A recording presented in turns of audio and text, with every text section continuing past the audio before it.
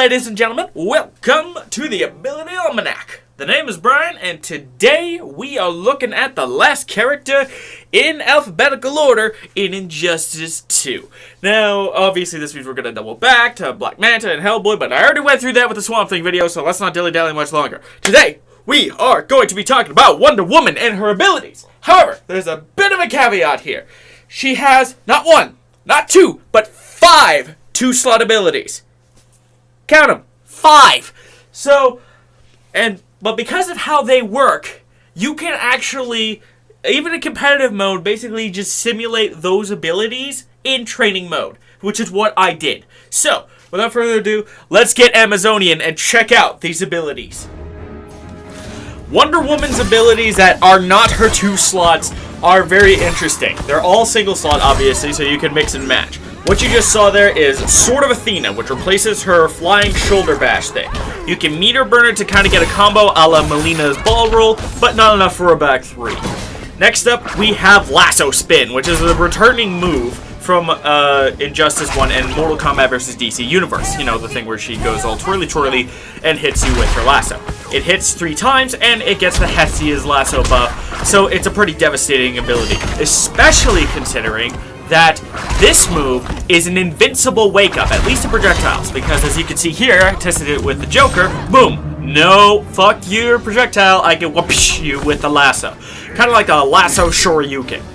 That is Aegis of Zeus, and basically just a buff version of the Bracelets of Submission. What it does is that, with a physical attack, it blocks them, it blocks incoming attacks, and allows you to get a combo. But it looks like it sacrifices the damage buff, since that combo actually did a little bit less than it does normally.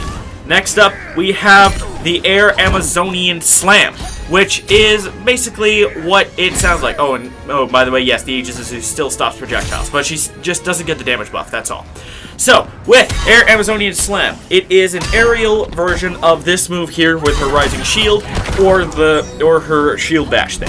However, it can side switch with the opponent. It does not cross up by itself, but you can, in theory, do it, then get a potential cross-up off if your opponent doesn't know to switch sides when to block. It's a very useful tactic, and if you tend to do the meter burn one, which basically auto forces them to block, you could delay it and possibly make them try to punish. I don't know. It's just an interesting ability that you can combo from your aerial attacks as well. Next up, we have Amalthea's Protection. This is an ability I actually mentioned, which I'm actually going to mention in the Hellboy video. It's very, very similar to one of Hellboy's abilities. But the thing is that you are forced to move forward. You're forced to walk forward when in Amalthea's Protection. Basically, it's just an advancing armor thing. It has unlimited armor, but that means armor breaking move can break it. And when it's up, naturally, it reduces the damage you take by about half. So you take half damage as you're walking towards the opponent. But you can meter burn it to reduce the damage you take from all incoming attacks by 90%, which is actually freaking awesome. You're taking 1/10 of the damage that you're supposed to. Now here's where things get interesting. What you're seeing here is guaranteed Hestia's Gift, where she gets the lasso buff all the time. Now, those 5 2-slot abilities I mentioned earlier today, actually, they are this. They are guaranteeing that Wonder Woman gets a certain buff, which is why I am actually going in training mode and switching between the buffs, because you can still do that even if you are guaranteed with Hestia's Gift. So you can switch, so you can basically go into practice mode and guarantee yourself Hermes Blessing to practice air dash combos and shit.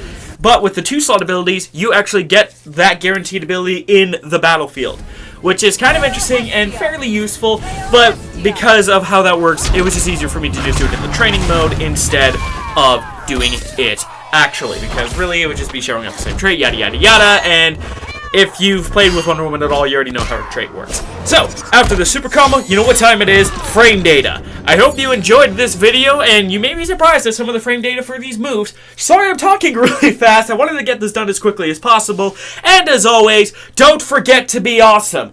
Woo! One take, bitches! Oh yeah!